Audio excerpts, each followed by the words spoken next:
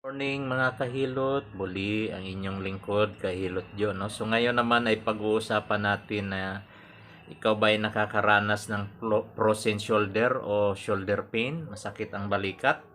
So para mabawasan yung sakit, so pisilin lang i-acupressure then i-massage yung point na ito, no. Ayan, so ayan makikita siya dito.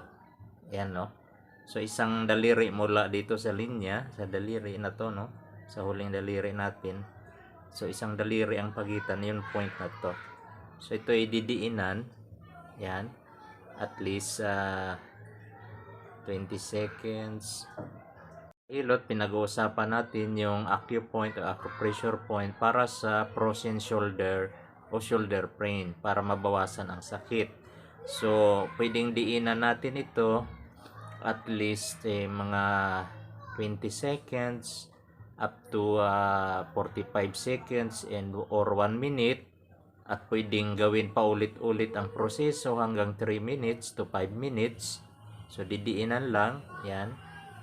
Okay, medyo dagdagan mo ng konti ang pressure para maramdaman mo yan, mararamdaman mo masakit siya, ibig sabihin sa balikat, no.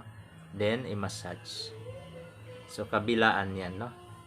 Okay, pero kung sa kabila kanan yung may problema, di dito sa kanan din na kamay. Kung kaliwa, di kaliwang kamay lang. Yan. So press then massage. So yun lamang po mga kahilot. Salamat po sa Diyos.